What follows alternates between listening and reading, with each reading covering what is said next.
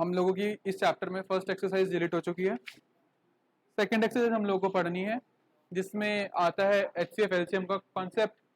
वैसे तो तुम लोगों को पता ही है HCF LCM कैसे निकालते हैं, बट मतलब क्या है HCF LCM का काफी बच्चों को पता नहीं होता कि कब HCF लगाना है, कब LCM लगाना है, और उसी में बच्चे जो कंफ्यूज हो जाते हैं। तो आज सबसे पहले कोशिश मेरी ये रहेगी कि तुम लोगों को HCF और LCM ढंग से पढ़ा दूं कि एक्चुअली में HCF शब्द कब इस्तेमाल करना है और LCM शब्द कब इस्तेमाल करना है।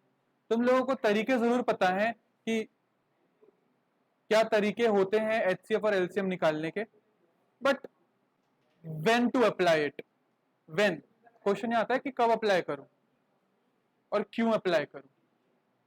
फुल फॉर्म भी सबको आती है, तरीका सबको आता है, पर क्यों ये किसी को नहीं, बहुत कम बच्चे होते हैं जिनको पता होता है। ठीक है, सबसे पहले मैं बात करूंगा HCF की। HCF का फुल फॉर्म क्या होता है? Highest common factor. और LCM का full form? Least common multiple. ठीक है, HCF का मतलब होता है हाईएस्ट कॉमन फैक्टर, और LCM का फुल फॉर्म है लीस्ट कॉमन मल्टीपल। देखो, हाईएस्ट का मतलब तुम्हें पता है, कॉमन का मतलब तुम्हें पता है, जो सब में आ रहा हो। लीस्ट का तुम लोगों को पता है, कॉमन का मतलब सबको पता है। फर्क पड़ता है एक शब्द से, जो कि है फैक्टर, और एक है मल्टीपल। ठीक है, अब ये फैक्टर क्या होता है और एक मल्टीपल क्या होता है। अगर मैं बात करूं, एक नंबर ले लेते हैं फॉर एग्जांपल। अगर मैं कह रहा हूं कि आप मुझे 10 के फैक्टर्स बताइए, और एक तरफ मैं बोल रहा हूं 10 के मल्टीपल्स बताइए, हाँ जी, तो 10 के फैक्टर्स क्या क्या होंगे? 10 के फैक्टर्स, हाँ, 2, 5, 10 और 1 यही होंगे।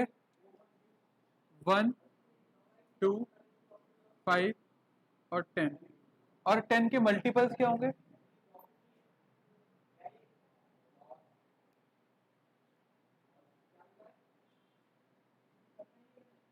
10 के मल्टीपल्स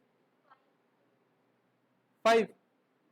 देखो ये प्रॉब्लम है, 10 के मल्टीपल्स 5,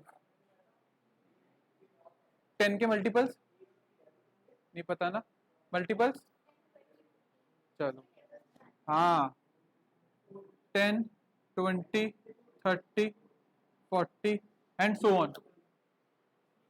क्या फर्क आ रहा है, क्या समझ में आ रहा है? फैक्टर का मतलब क्या होता है?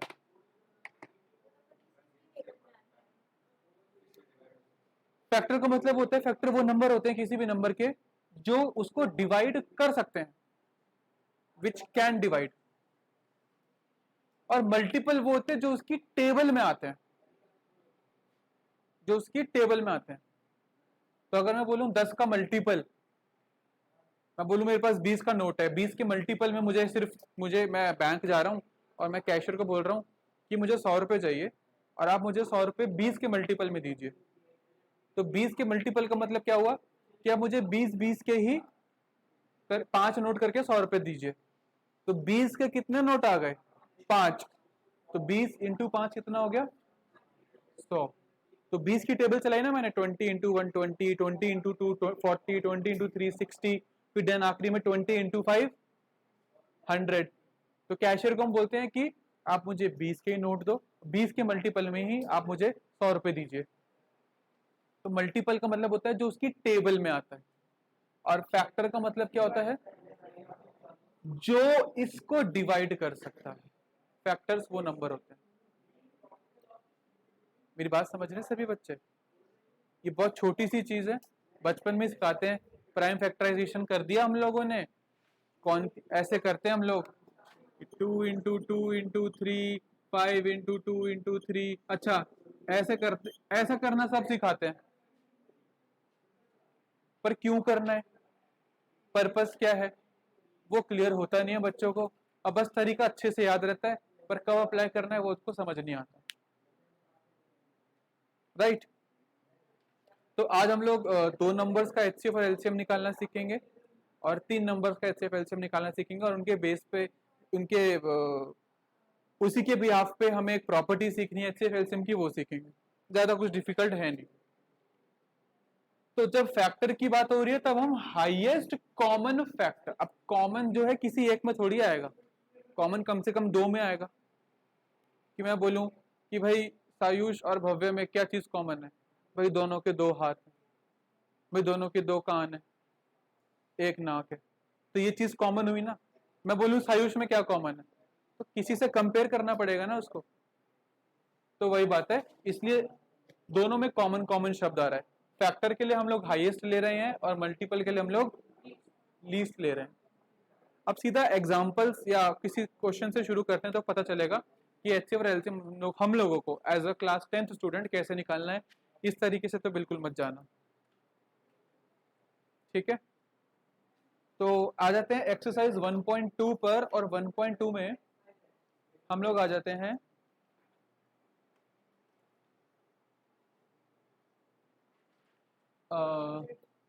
डायरेक्ट क्वेश्चन कोई दे नहीं रखा यहाँ पर, कोई नहीं। हम फॉर एग्जांपल 2 नंबर लेते हैं 135 एंड 225, ये नोट कर लो पहले सबके सब।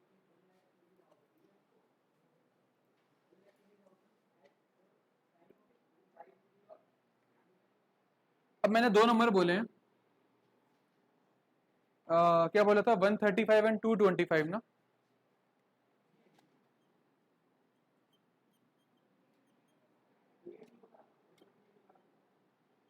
इन दोनों का हमको एचसीएफ निकालना है और एलसीएम भी निकालना है।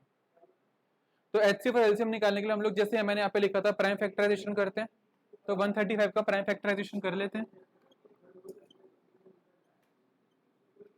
जब हम लिख रहे हैं प्राइम फैक्टराइजेशन तो हमें प्राइम नंबर्स को इंक्लूड करना है, ठीक है। ऐसे नहीं कि जंप मारना शुरू कर दिया हम लोगों ने, कि जैसे 16 आ रहा है तो 16 के लिए हम 4 लिख दें सीधा। 4 नहीं लिखना, 2 इंटू 2 करके लिखना है उसको, क्योंकि 4 प्राइम नंबर नहीं है। तो 135 के लिए आ जाएगा 5 2 से 10 और 5 2 से 10 5 7 जा। अब देखो बच्चे जल्दबाजी में क्या करते हैं, 9 3 से 27, यहाँ पे 9 लिख देते हैं। 9 प्राइम नंबर है नहीं ना, सिस्टमेटिक तरीके से चलना है अपने को। तो यहाँ पर आएगा 3 9 जा, 3 3 और 3 1 जा। तो 3 कितनी बारी आ रहा है यहाँ पर, 3 बारी आ रहा है, और 5 1 बारी आ रहा है। ये हो गया 135 का फैक्टराइजेशन। फिर एक बार 225 का भी कर लेते हैं। 5 4 20, 5 5 25, 5 9 3 3 और 3 1। तो 5 का पावर 2 और 3 की पावर 2, ये हो गया 225 का। वरना बच्चे क्या करते हैं, इसको 15 इंटू 15 लिख देते हैं। 15 प्राइम नंबर थोड़ी है, 15 कॉम्पोजिट नंबर है। कॉम्पोजिट नंबर पता है सबको क्या होते हैं, कृषि क्या होते हैं कॉम्पोजिट नंबर?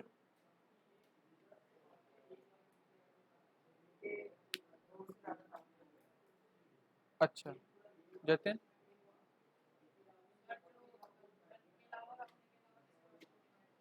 तो मतलब जो प्राइम नहीं है वो कॉम्पोजिट नंबर है, जो प्राइम नहीं है वो कॉम्पोजिट नंबर है। और प्राइम कौन से होते हैं,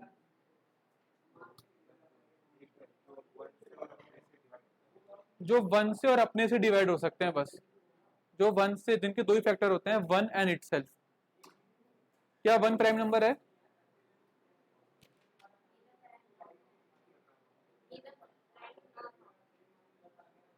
क्यों नहीं है 1 प्राइम नंबर? एक ही फैक्टर है 1 इटसेल्फ, है ना, तो 1 प्राइम नंबर नहीं है। चलिए अब एचसीएफ निकालने के लिए हम क्या करेंगे, यहाँ पर कह रहे हैं हाईएस्ट कॉमन फैक्टर। तो एक तो कॉमन होना चाहिए, और दूसरा जो भी नंबर आप लोगे, जो भी आप नंबर लोगे यहाँ पर, उसकी पावर लोएस्ट पावर होनी चाहिए। जैसे मैं यहां पर कर रहा था, देखो यहां पर ये 2 एक ही बार कॉमन आ रहा है ना, जबकि यहाँ 2 कितनी बारी आ रहा है, और यहाँ 2 कितनी बारी आ रहा है, पर मैंने कॉमन कितनी बारी लिया, कॉमन तो एक ही बारी लिया जा सकता है, तो इसलिए हम लोग यहाँ पर पावर जो लेते हैं लोवेस्ट लेते हैं। अब मैं कह दूं हाईएस्ट पावर लेनी है, तो दो हाईएस्ट पावर आने का मतलब क्या हुआ कि दोनों में 2 जो है 2 बारी आ रहा है, यहां भी 2 आ रहा है, यहां भी 2 आ रहा है, तभी कॉमन हो सकता था। तो दैट इज वाई जब हम HCF निकालते हैं तो कॉमन फैक्टर लेंगे और पावर लोएस्ट की लेंगे। तो दोनों में कॉमन 3 भी आ रहा है, 5 भी आ रहा है, दोनों में 3 भी आ रहा है, 5 भी आ रहा है। 3 की लोएस्ट पावर दोनों में क्या जा रही है, देखो इसके पास जो है 3 कितनी बारी आ रहे हैं, 2 बारी आ रहे हैं, और इसके पास कितनी बारी आ रहे हैं, 3 बारी आ रहे हैं। तो इन दोनों में से मैक्सिमम कितने 3 कॉमन ले सकते हो, 2 ही ले सकते हो ना, ऐसे काम नहीं चलेगा। तो क्योंकि आप यहां से 3 थ्रीज को कॉमन नहीं ले सकते हो, अगर यहां भी 3 बारी आ रहा होता और यहां भी 3 बारी आ रहा होता तो कॉमन आ जाते तीनों के 3, पर यहां तो 2 बारी आ रहा है और यहाँ पे 3 बारी आ रहा है, तो कम से कम यहां से 2 निकल जाएंगे और यहां से भी 2 निकल जाएंगे, इसलिए हम लोएस्ट पावर लेते हैं यहाँ पर। लॉजिक क्लियर है। तो 3 की पावर जो लोएस्ट जा रही है वो 2 जा रही है, 5 की लोएस्ट क्या जा रही है 1, तो 3 का स्क्वायर 9 और 9 इंटू 5 45, तो HCF क्या आ गया यहाँ पर 45, यानी 45 वो सबसे बड़ा नंबर है, 45 वो सबसे बड़ा नंबर है जो इसको भी डिवाइड कर सकता है और इसको भी डिवाइड कर सकता है, इसलिए 45 एक फैक्टर है, किसका, इसका भी फैक्टर है और इसका भी फैक्टर है। भाई 135 को तो 5 भी डिवाइड कर सकता है, 225 को भी 5 डिवाइड कर सकता है, पर हम क्या निकाल रहे हैं, हाईएस्ट कॉमन फैक्टर, सबसे बड़ा नंबर जो दोनों को डिवाइड कर सकता हो वो है 45। लॉजिक क्लियर है। फिर हम बात करेंगे एलसीएम की। अब देखो एलसीएम एलसीएम निकालने के लिए भी प्राइम फैक्टराइजेशन ही करेंगे हम लोग, ये तो हमने कर रखी, तो मैं इसको यहां से हटा देता हूं।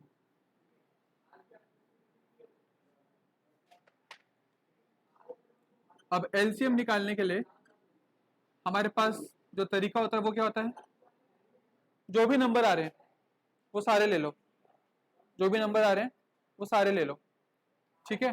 तो ऑल नंबर्स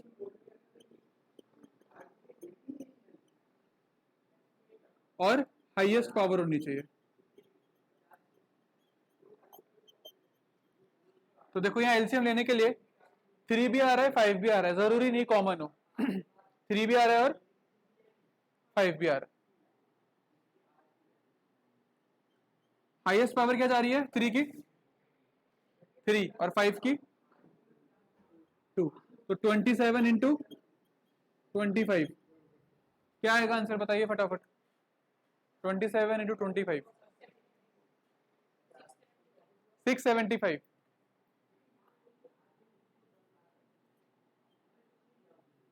अब देखो 675 135 की टेबल में आ रहा है, 675 135 की टेबल में आ रहा है, इसलिए 675 135 का मल्टीपल है।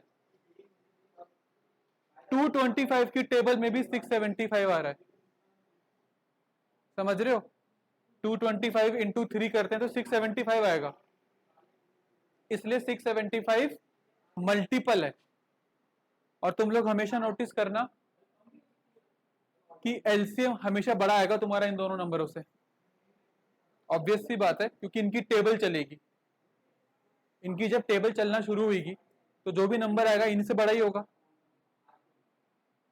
है ना। तो 135 और 225 के लिए least common multiple, least common multiple, यानी कि वो सबसे छोटा नंबर, वो सबसे छोटा नंबर जो दोनों की टेबल में आ रहा हो। अब जैसे मैं बोलूं 2 और 5 का एलसीएम क्या हो जाएगा? 10 जाएगा। क्यों बोला 10? दोनों की टेबल में तो 20 भी आ रहा है।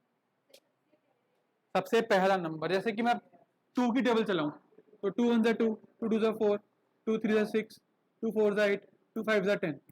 और 5 की टेबल चलाऊं 5 1 जा 5, 5 2 जा 10। तो दोनों के टेबल में दोनों की टेबल में वो सबसे छोटा नंबर जो कॉमन जा रहा हो दोनों की टेबल में वो सबसे छोटा नंबर लीस्ट कॉमन मल्टीपल हो, मल्टीपल यानी कि टेबल में आ रहा हो, तो 10 है ना। इससे पहले और इससे पहले कुछ कॉमन आ ही नहीं रहे, तो लीस्ट कॉमन मल्टीपल का मतलब ये होता है, कुछ ना क्वेश्चंस आते हैं कि एक जगह सिग्नल ये हो रखा था, दूसरी जगह सिग्नल ये हो रखा था, तीसरी जगह सिग्नल ये हो रखा था, तो जब तीनों सिग्नल एक साथ शुरू हुए तो बताइए कितने देर बाद वो सिग्नल वापस से रेड हो जाएगा। ऐसे क्वेश्चंस आते हैं एग्जाम में, या घंटियों वाले क्वेश्चन आते हैं कि हमने स्कूल बेल बजाई है, 3 स्कूल बेल बजाई है और तीनों का टाइमर अलग अलग है, तो बताइए तीनों की तीनों एक साथ कब वापस से बजेंगी। ऐसे क्वेश्चंस आते हैं एग्जाम में, ठीक है। अभी जिन बच्चों के एग्जाम हुए हैं उनके एग्जाम में भी आए सवाल ऐसे। जतिन के स्कूल में आया था ना ऐसा सवाल, तरुण के स्कूल में भी आया था ऐसा सवाल, सिग्नल वाला आया था और बेल वाला आया था। फिर एक क्वेश्चन आता है कि एक लड़का है, उसने भागना शुरू किया और उसके थोड़ी देर बाद दूसरे ने भागना शुरू करा, तो बताइए दोनों कितनी देर बाद एक दूसरे को मीट करेंगे। ऐसा सवाल था एनसीईआरटी में भी है। कौन सा रवि वाला क्वेश्चन है, शायद वो रवि वाला क्वेश्चन है ना, लास्ट क्वेश्चन ऐसा ही है कुछ। तो एलसीएम पढ़ रहे हैं अभी हम लोग, तो एक बार इस वाले क्वेश्चन को भी पढ़ लेते हैं तो चीजें जल्दी समझ में आ जाएंगी, है ना। तो क्या क्वेश्चन है एक बार देख लें, एक्सरसाइज 1.2 में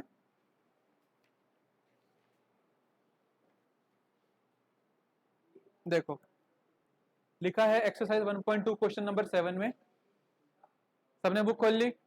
हाँ, लिखा है there is a circular path around a sports field, Sonia takes 18 minutes to drive 1 round of the field.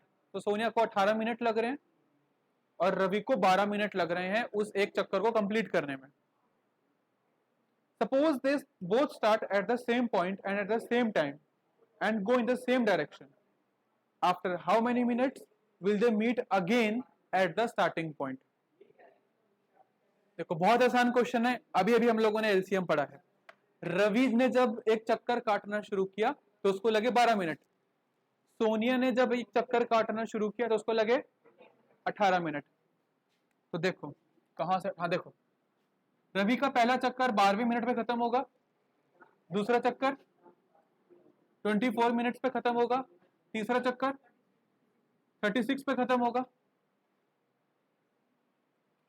मैं 12 की टेबल चला रहा हूं ना, सोनिया का पहला चक्कर 18 मिनट पे खत्म होगा, दूसरा चक्कर 36 मिनट पे खत्म होगा।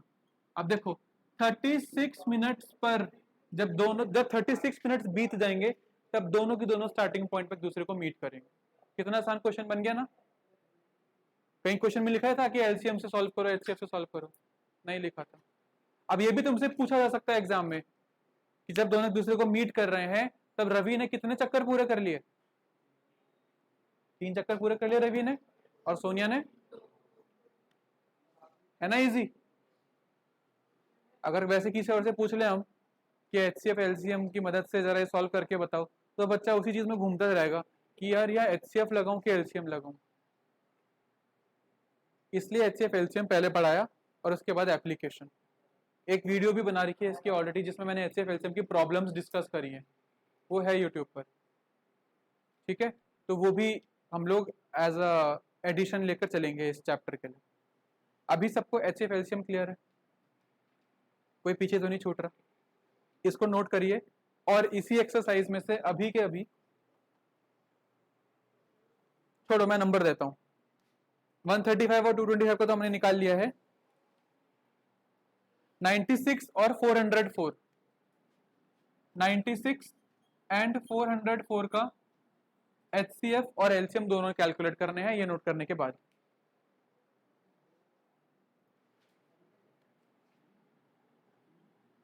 पहला था 96, 96 के प्राइम फैक्टर्स क्या क्या आ रहे हैं?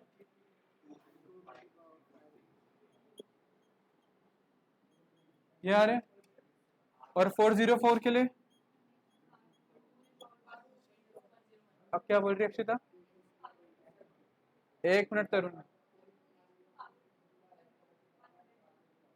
2 raised to the power 2 into 101, इतना तो सबका हो गया या ये भी नहीं हुआ है?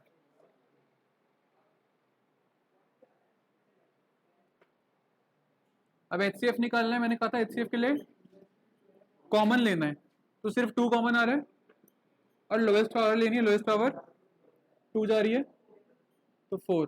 और LCM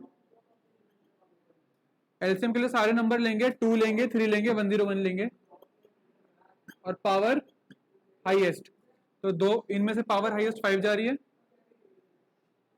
3 और 101 तो एक ही बार आ रहे हैं। तो क्या आंसर बताया था तुम लोगों ने? 9696। अब इसी में एक प्रॉपर्टी हम लोग सीखते हैं। क्या सीखते हैं उस प्रॉपर्टी में? कि किसी भी दो नंबर्स का HCF और LCM, किसी भी दो नंबर्स का HCF और LCM उन दोनों नंबर्स के प्रोडक्ट के बराबर होता है। किसी भी दो नंबर्स का HCF और LCM उन दोनों नंबर्स के मल्टीप्लीकेशन के बराबर होता है। प्रोडक्ट ऑफ HCF और LCM, product of HCF and LCM is equal to product of the numbers. क्या बोला? Product of HCF and LCM is equal to product of the numbers. अब तुम लोग HCF और LCM को सॉल्व करके देख लो। 4 और 9696 इनको मल्टीप्लाई करोगे तो क्या बनेगा? 4 6 24, 4 9 36 38, 4 6 24 प्लस 3 27, 4 9 36 प्लस 2 38, 38784 ये आ रहा है HCF और LCM को मल्टीप्लाई करके। और जो दो नंबर थे हमारे पास 96 इंटू 404, 96 इंटू 404, इनको अगर हम कैलकुलेट कर लें तो 96 इंटू 404 तुम्हारा हो जाएगा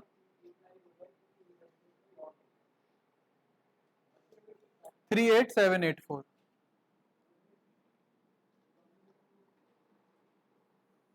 समझ रहे हो? तो ये प्रॉपर्टी क्या कहती है कि दो नंबर्स आप ले रहे हो, उन दोनों का प्रोडक्ट किसके बराबर होगा? उन दोनों नंबर्स के ही HCF और LCM के प्रोडक्ट के बराबर होगा। यहां से बनता है तुम्हारा नया क्वेश्चन।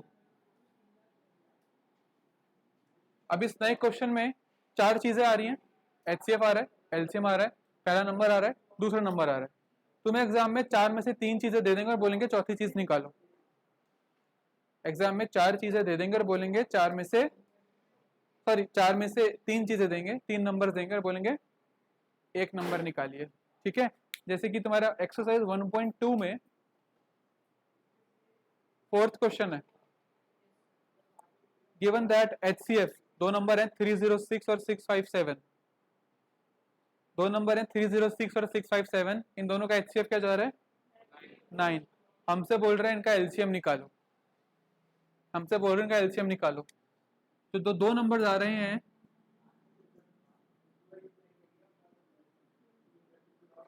306 और 657 और उनका HCF क्या जा रहा है? 9 इंटू LCM को निकालना है, तो सारी चीजें पुट कर दी, तो LCM क्या हो जाएगा? मल्टीप्लीकेशन तो हो ही रही है, ये 9 वहां जाके डिवाइड कर दो, सिंपल LCM निकल जाएगा। तो तुम्हें फिर वहां प्राइम फैक्टराइजेशन करने की जरूरत नहीं पड़ेगी, सीधा इस प्रॉपर्टी की मदद से हमने क्या करा?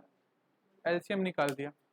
तुम्हें यहाँ प्राइम फैक्टराइजेशन नहीं करना पड़ा, सारे मल्टीपल्स नहीं लेने पड़े, हाईएस्ट पावर नहीं लेनी पड़ी, वो पूरे के पूरे प्रोसेस से बच जाओगे अगर ऐसा क्वेश्चन आता है। पॉइंट में कभी नहीं आएगा। ठीक है? तो इस प्रकार का क्वेश्चन आता है एग्जाम में।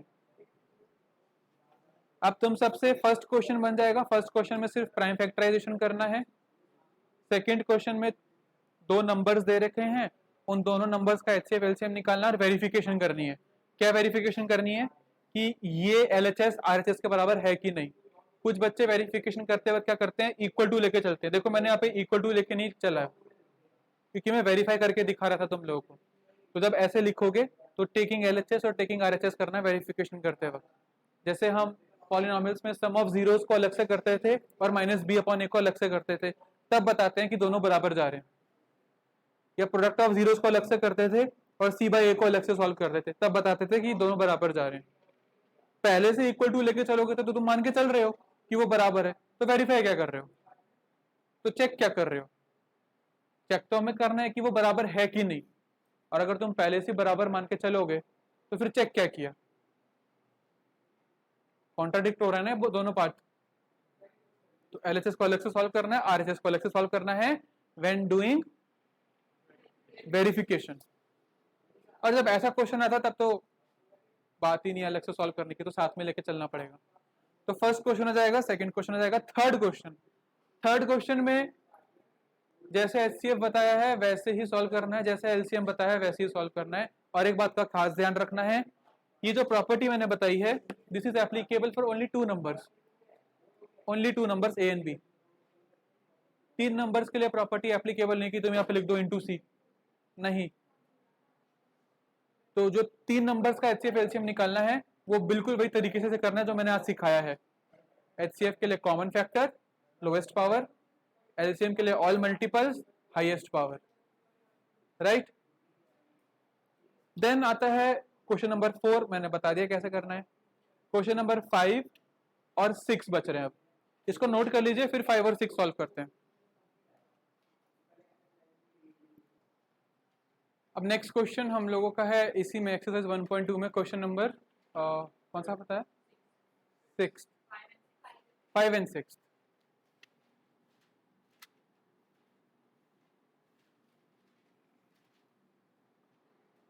बहुत आता है एग्जाम में, जतिन के स्कूल में भी आया, तरुणी के स्कूल में भी आया, अक्षिता और सुहानी के स्कूल में भी आया, सबके स्कूल में आ रहा है सवाल, और हमेशा आता है, ऐसा कुछ नया नहीं है।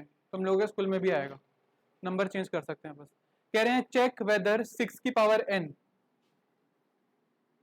6 की पावर n में क्या n की कोई ऐसी वैल्यू है जिससे जब मैं n की वैल्यू पुट करूं तो आखिरी में डिजिट जो है वो 0 है। जैसे 6 की पावर अगर 1 रखते हैं तो आंसर तो 6 ही आएगा, 6 की पावर 2 रखते हैं तो आंसर क्या आएगा 36, क्या बोला 12, 6 की पावर 3 बोला तो आंसर क्या आया 216। तो आखिरी डिजिट क्या आ रही है हमेशा। ये हमसे पूछ रहे हैं कि n की कोई ऐसी वैल्यू है क्या जिससे कि 6 जो है जब हम सॉल्व करें तो आखिरी में आंसर अपना 0 आए। इसके लिए हम हमेशा ये करने नहीं बैठेंगे, इसके लिए हम लोगों के क्या बात ध्यान रखनी है। देखो, अगर किसी नंबर के प्राइम फैक्टराइजेशन में 10 आ रहा है तो 10 से कोई भी नंबर मल्टीप्लाई होगा वो आखिरी में 0 लगा देगा उसके, है ना। तो जैसे कि 6 है, 6 की पावर n, अगर मैं 6 का प्राइम फैक्टराइजेशन करूं तो ये होगा 2 इंटू 3 की पावर n।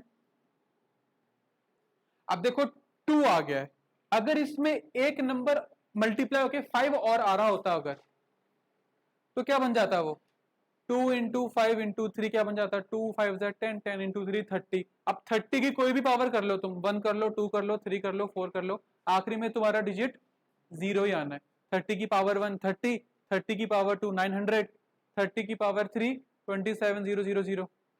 तो देख लो आखिरी में 0 आ रहा है। तो अपना मेन पर्पस ये है कि यहाँ जो प्राइम फैक्टराइजेशन हो रहा है वहां पर 2 भी आना चाहिए और 5 भी आना चाहिए, 5 अकेला भी नहीं होना चाहिए। 5 अकेला होगा तो फिर वो 10 कैसे बनाएगा।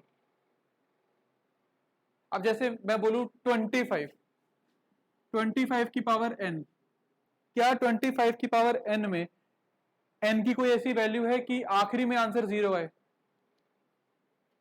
25 को हम क्या लिखते हैं 5 इंटू 5 की पावर n, अब मैं कह रहा हूं कि अगर यहां पर 10 बन जाता कैसे भी करके, अगर ये 10 बन जाता कैसे भी करके यहां पर, तो 10 की पावर कुछ भी कर दो, आखिरी में 0 लगना ही है। तो यहां कमी है 5 की, क्योंकि 2 को 5 से मल्टीप्लाई होना तो मजा आ जाता, और यहां पर है कमी किसकी, 2 की। तो 2 और 5 आने चाहिए, अगर 2 आ रहा है तो 5 आना चाहिए था, अगर 5 आ रहा है तो 2 आना चाहिए था। तो ऐसे ही 6 के केस में, क्योंकि यहां पर प्राइम फैक्टराइजेशन में 5 नहीं आ रहा है, so that is why n की कोई भी ऐसी वैल्यू नहीं है जिसकी वजह से इसका जब सॉल्यूशन जो है 0 पे एंड कर सके। राइट एवरीवन, चेक करने का तरीका सबको समझ में आ गया? कैसे चेक करते हैं हम लोग? प्राइम फैक्टराइजेशन करेंगे यहाँ पर, और प्राइम फैक्टराइजेशन में चेक करेंगे कि क्या 2 और 5 साथ में आ रहे हैं।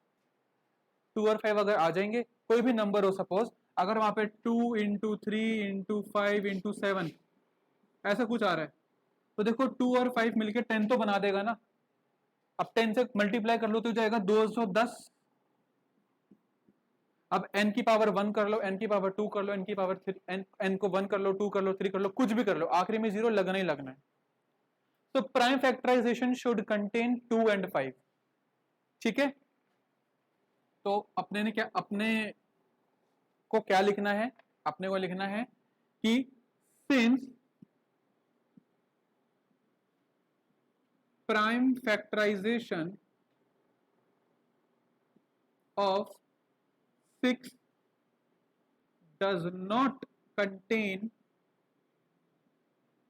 number 5, therefore there is no such value of n, so that 6 power n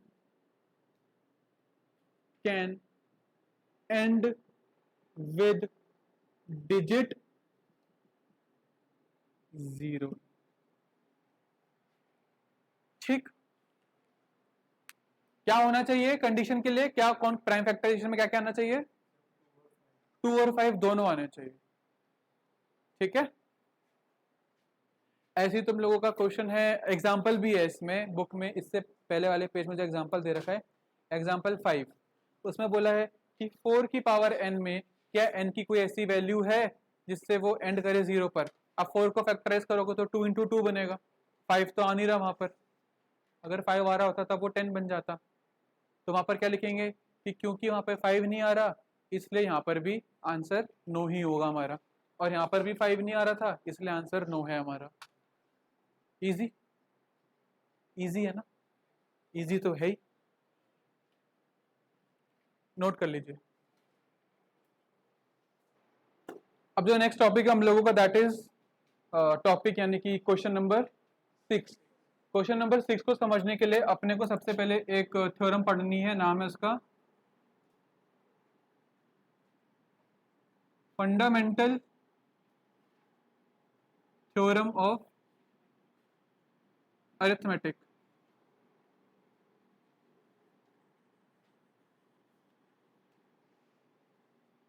fundamental theorem of arithmetic, इसकी डेफिनेशन लिखिए तुम लोगों के पेज नंबर 9 में सबसे नीचे,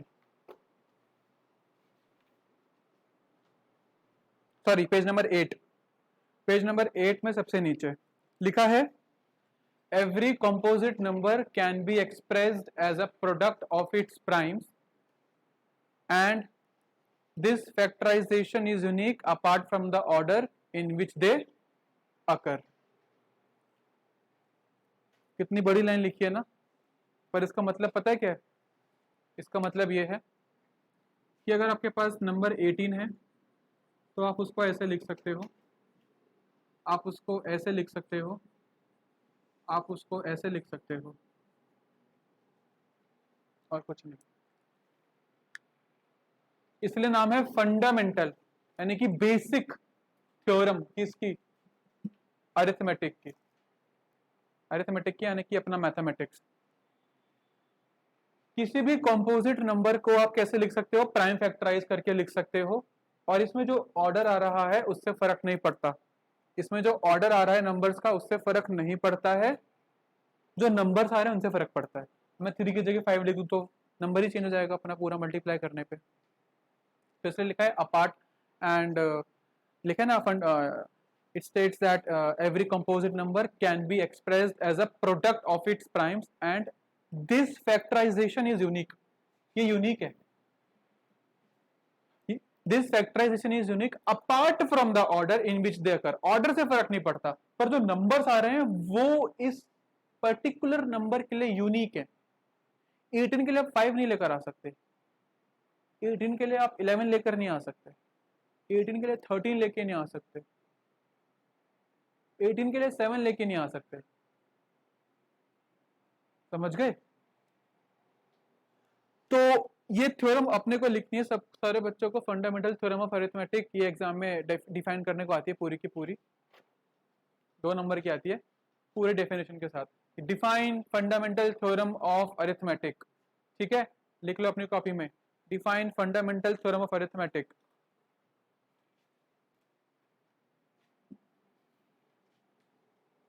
define fundamental theorem of arithmetic. और फिर आ जाएंगे क्वेश्चन नंबर 6 पर। कंपोजिट नंबर मैंने सभी को बता दिया क्या होता है। कंपोजिट नंबर वो नंबर जो प्राइम नहीं होते हैं, ठीक है।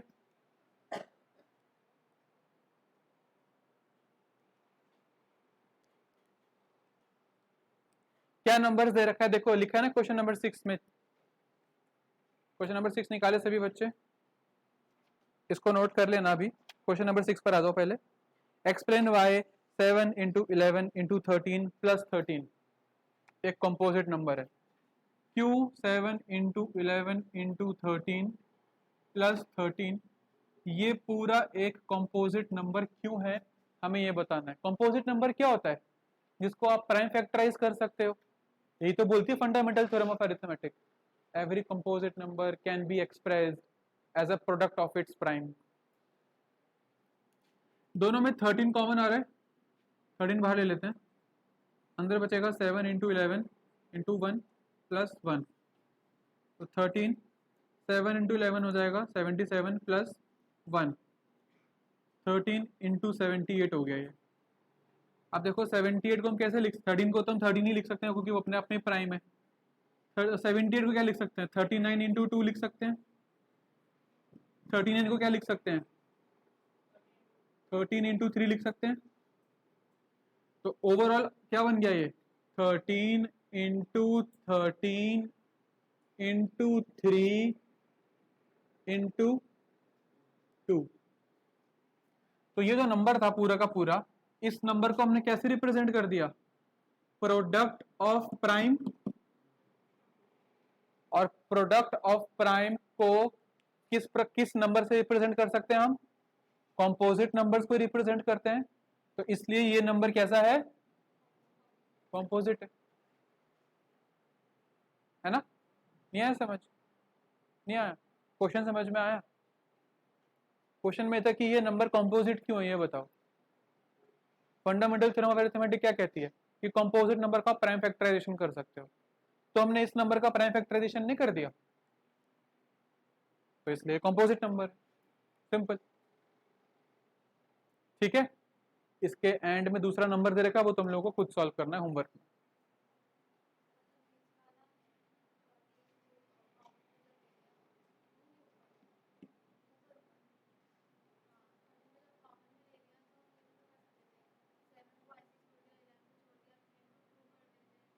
इंटू 2, बॉड मास भूल गए क्या, बॉड मास याद है या नहीं पता।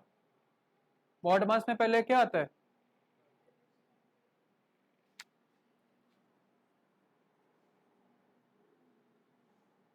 मल्टीप्लाई करोगे एडिशन करोगे, पहले पहले मल्टीप्लाई करोगे तब एडिशन करोगे ना। फिर और इसलिए हम पहले ब्रैकेट को सॉल्व कर रहे हैं, पूरे ब्रैकेट को, क्योंकि सबसे पहले बॉड मास में ब्रैकेट आता है। तो इस चैप्टर में बस सॉरी इस एक्सरसाइज में बस इतना ही है, बाकी नेक्स्ट एक्सरसाइज को हम लोग कर लेंगे। ये एक्सरसाइज सारे बच्चे वापस से घर पर बनाएंगे, वापस से। क्लियर, तुम 78 को अलग से भी करके कर सकते हो, ऐसा कुछ वो नहीं है। मैंने तो बस ऐसी ट्री बना दिया, ब्रांचेस में बना दिया। वो हम लोग बच्चों को सिखाते हैं ब्रांच के फॉर्म में कैसे करते हैं। सपोज 125 है, तो बच्चों को सिखाते हैं ना 125 को कैसे लिखते हैं, 5 × 25। फिर 25 को कैसे लिखते हैं, 5 × 5। तो अंत में क्या क्या फैक्टर्स बने, 5, 5 और 5। तो ऐसी ब्रांचिंग सिखाते हैं छोटी क्लास के बच्चों को, तो मैंने वही किया यहाँ पर, नथिंग न्यू। तुम 78 को डायरेक्ट भी लिख सकते हो, 13 × 3 × 2, ये वाला छोड़ सकते हो।